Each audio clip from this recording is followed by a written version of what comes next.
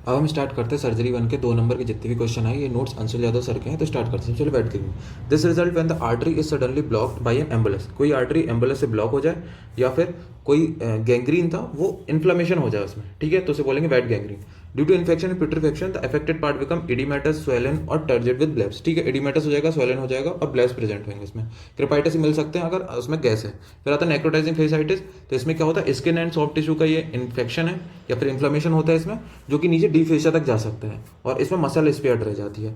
इसमें कौन कौन सा बैक्टीरिया है, स्ट्रेप्टोकोकस पायोजेंस क्या होगा, ब्रॉन्च फ्री दिखेगा, ब्राउनी इंड्यूरेशन, ब्लेब्स, क्रेपाइटिस मिलेंगे, थ्रोम्बोसिस हो सकता है, फीवर, जॉन्डिस, रीनल फेलियर हो जाएगा। ट्रीटमेंट में hospitalisation, adequate hydration, treatment of hypotension, broad spectrum antibiotic चलाएंगे। स्टेप फॉर ये first and second generation cephalosporin चलाएंगे। एमआरएसए में वैनकोमाइसिन विद कार्बिपिन, स्ट्रेप्टोकोकल में पेनिसिलिन विद क्लिंडामाइसिन। ठीक है, फिर अब नेक्स्ट आते हैं ऑन्कोजीन की डेफिनेशन। तो ऑन्कोजीन क्या है, oncogene is a gene that is mutated और over expressed version of proto oncogene. जो प्रोटो ऑन्कोजीन का ओवर एक्सप्रेस्ड वर्जन है। तो प्रोटो ऑन्कोजीन क्या करता था, नॉर्मल ग्रोथ प्रमोटिंग सिग्नल को मेंटेन करके रखता था, पर इसमें ये सिग्नलिंग खत्म हो जाएगी तो जो नॉर्मल सेल है वो कैंसर सेल में कन्वर्ट हो जाएगा। ठीक है, फिर आता है एटीएलएस में क्या क्या करते हैं अपन, तो advance trauma life support, primary survey में एबीसीडी, वही एयरवे, ब्रीथिंग, सर्कुलेशन और डिसेबिलिटी। लाइफ थ्रेटनिंग इंजरीज मिलेंगी।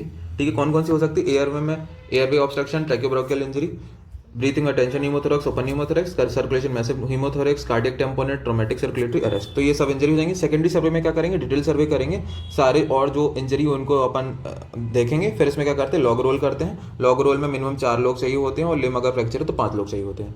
फिर secondary intention healing, it means a wound will left open and left to heal by itself, filling in and closing up naturally, है ना। Second intention क्या मतलब, उस wound को अपन क्या है सूचर नहीं लगाते हैं, उसको खुला छोड़ देते हैं जिससे कि अपना फील जाएगा। कब होगा, wound with separated edges, edge separate है, more extensive loss of cell, बीच का टिश्यू बहुत ज्यादा चला गया है तो अपन उसे जोड़ नहीं सकते हैं। ठीक है, इन्फेक्टेड वुंड है तो भी अपन उसको सूचर करके बंद नहीं कर सकते हैं। ठीक है, उसमें क्या होगा, एबंडेंट ग्रेन्युलेशन टिश्यू ग्रो होगा और उसके जो मार्जिन है उसको कंप्लीटली रिपेयर कर देगा। Regeneration of parenchymal cell can't completely reconstitute the original architecture. जो पेरेन्काइमल सेल का रीजनरेशन हो रहा है, हो रही, वो नॉर्मल आर्किटेक्चर, नॉर्मल जो अपनी स्किन थी वैसे नहीं देखेगा और उसमें स्कार बन जाएगा। ठीक है, तो ये हीलिंग का सेकेंडरी इंटेंशन। फिर आता है रिस्ट ड्रॉप। ये रेडियल नर्व की पाल्सी है और इसमें जो पर्सन है वो अपनी रिस्ट को एक्सटेंड नहीं कर पाता। कॉज क्या, penetrating trauma, compression lesion, injury, lead intoxication. ठीक है, अब आता है type of thyroiditis, Hashimoto thyroiditis, de Quervain thyroiditis, Riedel thyroiditis, postpartum thyroiditis, acute और infectious thyroiditis, drug induced thyroiditis. ठीक है, फिर क्लिनिकल फीचर क्या है, फाइब्रोइडिनोमा ब्रेस्ट के फर्म और स्मूथ ग्रोथ दिखती है, मोबाइल लंप रहेगा, पेनलेस और राउंड बॉर्डर रहेगा। ठीक है, फिर आता है डर्मोइड। तो एंगुलर डर्मोइड क्या होता है, एंगुलर डर्मोइड कहाँ पर मिलता है, फ्यूजन लाइन ऑफ फ्रंटोनेजल और मैक्सिलरी प्रोसेस, है ना, जहाँ पर सेंटर वाली एरिया मिलेगा। अगर when epithelium element get interrupt along the line of embryonic fusion, embryonic fusion जहाँ पर हो रहा है वहाँ पर एपिथेलियम एलिमेंट इंटरप्ट हो जाए तो उसे बोलते हैं अपन एंगुलर डर्मोइड। ठीक है, lined by epithelium. Tuft of hair में भी present over the swelling, tuft of hair मिल सकते हैं ऊपर। ठीक है, क्या क्या कंटेंट होगा, mixture of fat, sebum, the squamous epithelial cell, ना एपिथेलियल सेल ही मिलेंगे। एफएनएसी से अपन उसे डायग्नोस करेंगे और जो अगर ग्रोथ है एंगुलर डर्मोइड उसको अपन एक्सरसाइज करते हैं, सिर्फ जब एक्सरसाइज करेंगे जब इंट्राक्रेनियल एक्सटेंशन नहीं होगा तब एक्सरसाइज करेंगे। ठीक है, फिर नेक्स्ट आता है लाइपोमा। तो लाइपोमा क्या है, बेनाइन सॉफ्ट टिश्यू स्वेलिंग है। It is N accumulation of fat and is encapsulated. Accumulation of fat होता है और एनकैप्सुलेटेड रहता है, arises from the subcutaneous tissue और कहीं भी हो सकता है बॉडी में। ठीक है, इसमें क्या मिलेगा, overlying skin can be pinched, slip sign positive मिलेगा और स्यूडो फ्लक्चुएशन में भी प्रेजेंट। डायग्नोसिस एफएनएसी करेंगे और सर्जिकल रिमूवल करते हैं जब बहुत ज्यादा ग्रोथ हो रही हो, पेनफुल हो रहा हो, कॉस्मेटिक प्रॉब्लम हो रही, नहीं तो इसे अपन ऐसे भी छोड़ सकते हैं। तो नेक्स्ट आता है synergistic gain. This is a post operative complication caused by synergistic action of non haemolytic streptococcus and staph aureus.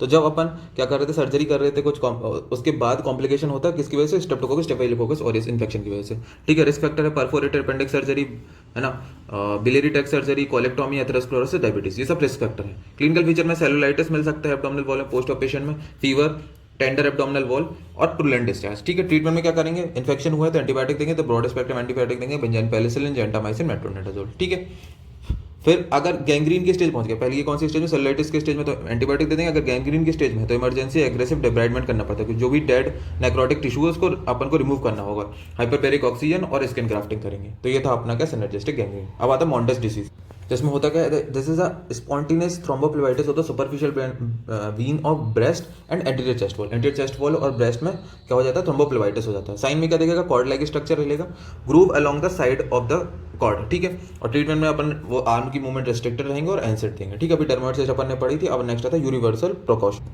तो यूनिवर्सल प्रिकॉशन क्या होता है? It is a guideline to protect staff and patient from the hospital acquired infection, ठीक है। तो इसमें क्या क्या करेंगे? केयर ऑफ स्किन करेंगे, हैंड वॉशिंग करेंगे, जो भी प्रोटेक्टिव अपैरल है उन सबको पहनेंगे, ग्लव, मास्क, गाउन, ठीक है। और जो शार्प्स हैं उनकी हैंडलिंग सेफली करेंगे और उनको डिस्पोज सेफली करेंगे, ठीक है। ब्लड और बॉडी फ्लूइड डिस्प्लेज का अपन ध्यान रखेंगे और वेस्ट डिस्पोजल करेंगे, ठीक है। फैक्टर अफेक्टिंग वुंड हीलिंग, ये 2 नंबर बहुत बार आया। जेनेटिक फैक्टर में age, malnutrition, vitamin C, जेडन deficiency, diabetes, jaundice, cytotoxic drug, systemic infection, corticosteroid, ठीक है। ये सब जो है उसके जनरल फैक्टर हैं। फिर लोकल फैक्टर में जहाँ पर चोट लगी है तो poor blood flow, local infection, haematoma, faulty technique, tension, उसके बाद हाइपोक्सिया और फॉरेन बॉडी, ये सब है लोकल फैक्टर। थायरोग्लॉसल टेस्ट बहुत इंपॉर्टेंट है, 5 नंबर के हिसाब से पढ़ लेना अलग से, ठीक है, इसलिए 2 नंबर में नहीं बता रहे। फिर आता है मार्जुलिन अल्सर। मार्जुलिन अल्सर क्या है? Squamous cell carcinoma that develop in a scar tissue, scar tissue में डेवलप होता है। बर्न स्कार जो मोस्ट कॉमन साइट है।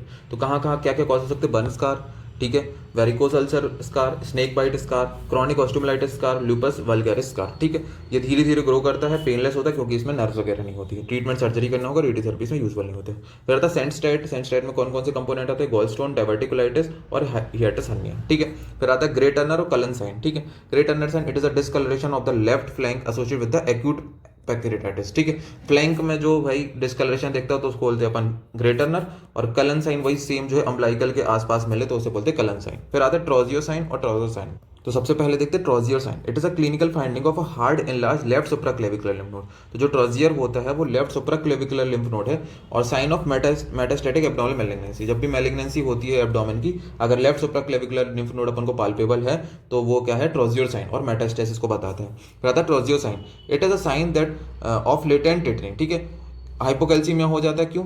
ए sphygmomanometer cuff is applied to the upper arm, मतलब वो बीपी कफ लगाते हैं और उसे पंप करते हैं उसे, जिससे कि क्या होगी? मसल स्पाजम होगी, तो अपन को क्या मिलेगा? हैंड में कार्पोपेडियल स्पाजम मिलेगा, ट्रोजियो साइन, जिसको ऑब्स्टेट्रिशियन हैंड भी बोलते हैं। तो क्या हो गया? एक तो ट्रोजियो साइन और एक ट्रोजियो साइन, ठीक है। ये दोनों का डिफरेंस पूछा था। फिर आता साइनस और फिस्टुला में क्या डिफरेंस होता है, ठीक है। तो जो साइनस वो ब्लाइंड सैक होता है जो कि सरफेस से नीचे टिश्यू तक कनेक्ट रहता है, ठीक है। मतलब ओपनिंग कहीं 2 चीजों को कनेक्ट नहीं करेगा, तो सरफेस हो गया या नीचे टिश्यू और नीचे लेयर हो गई है। फिर फिस्टुला में क्या है? Abnormal communication between the hollow viscus and the exterior that is body surface.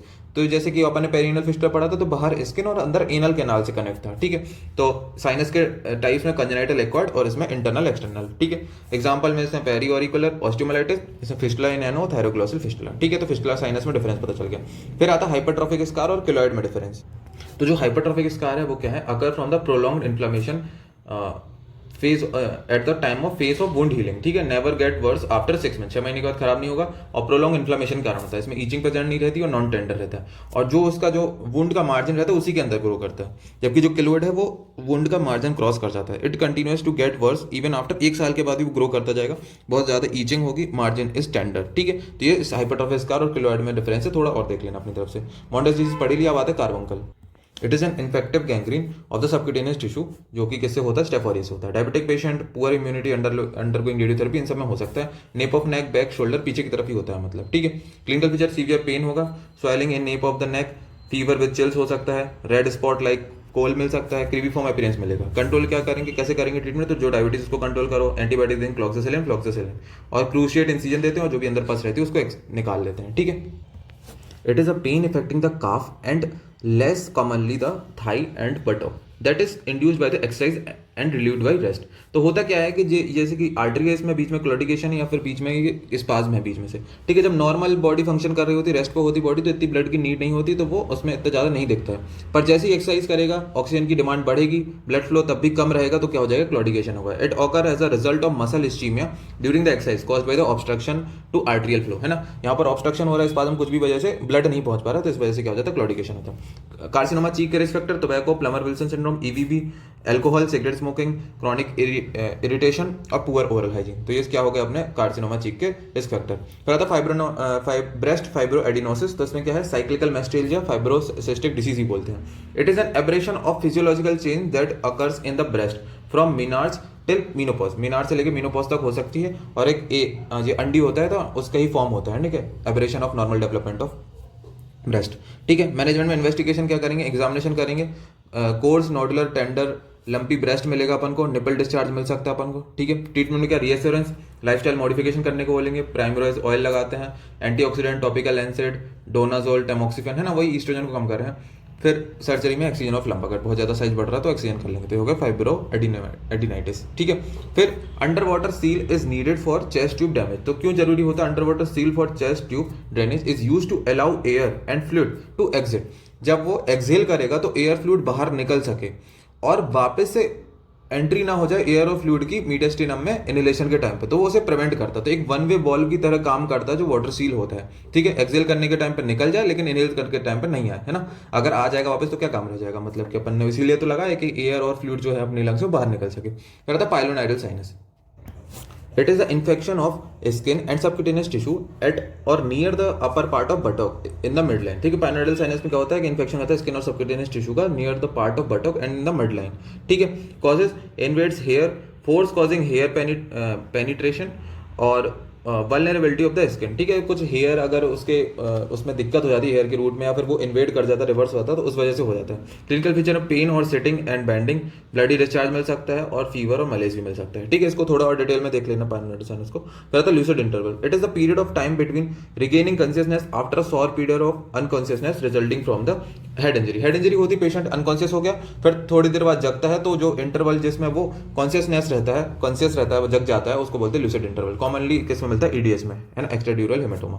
फिर किलोइड अपन ने देख ही लिया। फिर आता है rodent ulcer. Rodent ulcer BCC most common malignant skin tumour है, arises from the basal cell of sebaceous adnexa and occur only in skin. ठीक है, मोस्ट कॉमन अपना स्किन ट्यूमर है और बेसल सेल से राइज होता है। साइट कहाँ पर? Inner canthus of eyelid, bridge of the nose, nasolabial fold. ठीक है, जो अपना नेजोलिवियल फोल्ड है जनरली उसके ऊपर ही रहेगा, है ना। यहाँ पर कैंथस वगैरह इन सब में हो सकता है। Risk factor UV rays, fair skin और आर्सेनिक पॉइजनिंग। ठीक है, फिर क्लिनिकल फीचर में ulcer has raised and beaded edges, है ना, रेस्ड और बीडेड एजेस रहेंगी, ब्लीड करेगा टच करने पे, पेनलेस फर्म नोड्यूल रहता है। अब नेक्स्ट आता है cold abscess. It refers to an abscess that has no sign of inflammation. ठीक है, ऐसी एब्सेस जिसमें इन्फ्लेमेशन के साइन नहीं है और किसका सिक्वेली होता है? ट्यूबरकुलर इन्फेक्शन का होता है, जनरली लिम्फ नोड और बोन को इन्वॉल्व करता है। क्या क्या कॉजेज होते हैं? Tuberculosis, actinomycosis, leprosy, madura foot. ठीक है, ऐसी एब्सेस जिसमें इन्फ्लेमेशन के साइन नहीं है। क्या क्या कंपोजिशन होगा? सीरम होगा, ल्यूकोसाइट, केजियस नेक्रोसिस के जो डेब्री है वो होगा, बोन डेब्रिस और ट्यूबरकुलर बेसिलाई। तो ये कंपोनेंट होते हैं अपने किसके? कोल्ड एब्सेस के। ठीक है, फिर नेक्स्ट आता है सिस्टम कॉपरेशन। सिस्टम कॉपरेशन थायरोग्लोसोसिस्ट के साथ ही है और वो अच्छे से प्रिपेयर करना 5 नंबर के हिसाब से भी आ सकता है। ठीक है, इसलिए मैं वो छोड़ रहा हूँ। फिर Wallace rule of 9 used for the clinical examination of the total body surface area burn. कितना पूरा सरफेस एरिया बर्न हुआ है उसके लिए होता है। It delineate the body surface area into region as multiple of 9 and genitalia is 1%। ठीक है, जेनिटलिया को 1% रहते, बाकी सबको 9%। जैसे आर्म दोनों हाथ है उसको 9% दे दिया।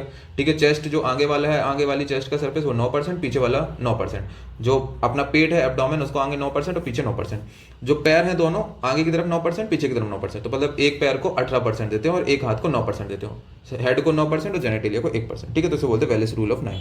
फिर नेक्स्ट आता है venous ulcer.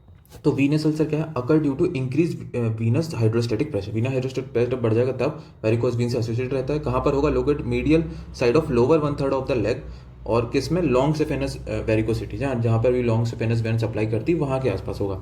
Located on the lateral aspect of the leg जिसमें शॉर्ट सेफेनस वेन। ठीक है, मीडियल साइड हुआ तो long saphenous when, lateral side हुआ तो शॉर्ट सेफेनस वेन। ठीक है, शैलो और सुपरफिशियल रहेगा, कभी भी पेनिट्रेट नहीं करेगा डीप फेशिया को वो अल्सर, और हीलिंग भी हो सकती है और सराउंडेड बाय पिगमेंटेड स्किन। तो ये वीनस अल्सर के बारे में थोड़े से पॉइंट्स। इंटरमिटेंट प्रोडिकेशन अपन ने देखा ही था। अब आता है डैमेज कंट्रोल सर्जरी। तो डैमेज कंट्रोल सर्जरी क्या है? It is a form of surgery for critically traumatise patient. ठीक है, जिनको अपन स्टेबलाइज करते हैं, जिनकी इंजरी को स्टेबलाइज करते हैं और प्रिवेंट करते हैं कि उनकी डेथ ना हो, rather than correction of anatomy, है ना। अपन एकदम डेफिनेटिव सर्जरी नहीं करते, बस डैमेज कंट्रोल सर्जरी करते हैं। ठीक है, इसमें क्या क्या आता है? The rapid initiation control of haemorrhage and contamination. Haemorrhage और कंटेमिनेशन को अपन क्या करते हैं? कंट्रोल करते हैं। ठीक है, with packing and temporary closure followed by resuscitation in the ICU and definitive repair once normal physiology has been restored. तो पहले क्या करते हैं अपन? नॉर्मल फिजियोलॉजी जैसे वो अपना नॉर्मल रिससिटेट करने के बाद सही हो जाए उसके बाद अपन जो है डेफिनेटिव सर्जरी करते हैं। प्रिंसिपल में control haemorrhage, identification of injury, prevention contamination, avoid further injury. ठीक है, फर्दर इंजरी नहीं होने देना, रिससिटेट करना, हेमरेज को कंट्रोल करना है। फिर नेक्स्ट आता है इनग्रोइंग टोनिंग। इसको क्या बोलते हैं? ऑनकोक्रिप्टोसिस। ठीक है, जब नाखून जो है वो स्किन को क्रॉस करके फ्लैश में घुस जाए तो उसको क्या बोलते हैं अपन? Ingrowing toenail. A condition in which the corner or side of the toenail grows into the flesh. ठीक है, कब कब हो सकता है? जो शूज बहुत अपन ऐसे नैरो वाले पहन रहे हैं, ऐसे शूज पहन रहे हैं। ठीक है, crowd your toenail, cutting toenail too short, बहुत छोटा काट लिया तो वो घुस जाएगा अंदर, इंजरी हो गई, या फिर कोई टोनेल को कवर करके रखा किसी चीज़ से, ठीक है, तो इन सब में हो जाएगा। फिर आईसीडी के क्या क्या इंडिकेशन होते हैं, pneumothorax, haemothorax, haemopneumothorax, massive pleural effusion, malignant effusion, ठीक है। आईसीडी बहुत ज़्यादा डिटेल में पढ़ लेना, काफ़ी क्वेश्चन इससे पूछे जाते हैं। फिर आता है neo adjuvant chemotherapy. Neo adjuvant chemotherapy में क्या करते हैं, it is a type of cancer treatment where chemotherapy drugs are administered before surgical extraction of the tumour. Surgery करने के पहले अपन कीमोथेरेपी दे रहे हैं। एम क्या है कि जो बड़ा सा कैंसर का टिश्यू है वो श्रिंक हो जाए और सर्जरी करने में आसानी रहे। Aim to shrink a cancerous tumour using drugs before moving to other treatment such as surgery, ठीक है, उसको श्रिंक करने का काम में है। फिर आता vacuum assisted closure.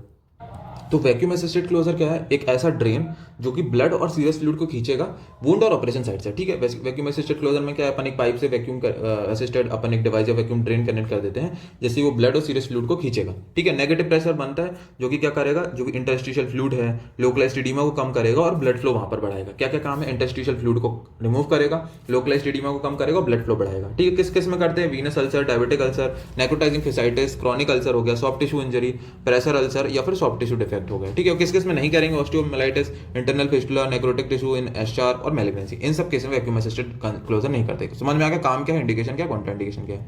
Rule of 9 अपन ने देखा ही था। Indication of and contraindication of TPN. तो टोटल पेरेंटल न्यूट्रिशन कब करते हैं अपन, जब बॉवेल में कुछ डैमेज हो जाए, ऐसा मतलब डैमेज हो जाए कि अपन बॉवेल से न्यूट्रिशन दे ही नहीं सकते, तो अपन फिर देते हैं ब्लड वेसल से। Bowel injury surgery, bowel disease हो गई, सीवियर माल न्यूट्रिशन है, malabsorption, severe pancreatitis, prolong intestinal failure, Crohn's disease, bowel resection, तो इन सब केसेस में जो बॉवेल है उससे अपन ट्रीटमेंट नहीं दे सकते, इसलिए ब्लड से देते हैं। किस किस में नहीं देना है, फंक्शनल एक्सेसिबल जीआई ट्रैक्ट अगर फंक्शनल है तो क्यों फिर, ठीक है। Patient is taking oral diet ले रहा है तब नहीं देते TPN. Prognosis does not warrant aggressive nutrition support, risk exceed benefit, ज्यादा रिस्क हो है ना तो भी नहीं देते हैं। TPN less than 1 week in a well nourished patient, well nourished patient 1 week तक रह सकता है जिंदा, तो 1 वीक से कम के लिए अपन टीपीएन नहीं देते, हमेशा ज्यादा टाइम के लिए देते हैं, ठीक है।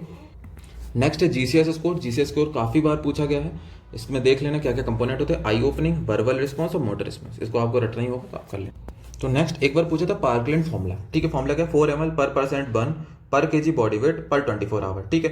पहले जो हाफ वॉल्यूम है 8 घंटे में थे शुरू के, फिर रेस्ट ऑफ द वॉल्यूम 16 घंटे। पूरे ट्रीटमेंट देख लेना आप, बाकी पार्कलैंड फॉर्मूला पूछा था तो मैं बस पे बता रहा हूँ। फिर एक बार पूछा था कि एमआरएम में क्या स्पेयर कर कौन सा स्ट्रक्चर छोड़ देते हैं, तो पेक्टोरलिस मेजर और माइनर इनको अपन छोड़ देते हैं जनरली, बाकी सब रिमूव कर देते हैं। तो ये इसमें देख लेना आपके रेडिकल मैस्टेक्टोमी में क्या निकालते हैं, मॉडिफाइड रेडिकल मैस्टेक्टोमी में क्या निकालते हैं, ठीक है। एक्स्ट्रा ड्यूरल हेमेटोमा पूछा था, वो भी 5 नंबर के हिसाब से पढ़ना है, तो उसको अलग से पढ़ लेना, इसलिए मैं 2 नंबर में कंसीडर नहीं कर रहा। फिर आता फ्लेयल चेस्ट। तो फ्लेयल चेस्ट में क्या होता है, it is a fracture of 2 or more consecutive ribs with each rib having 2 or more fracture, her rib में 2 से ज्यादा फ्रैक्चर होना चाहिए और कंटिन्यूसली 2 से ज्यादा फ्रैक्चर हो, ठीक है।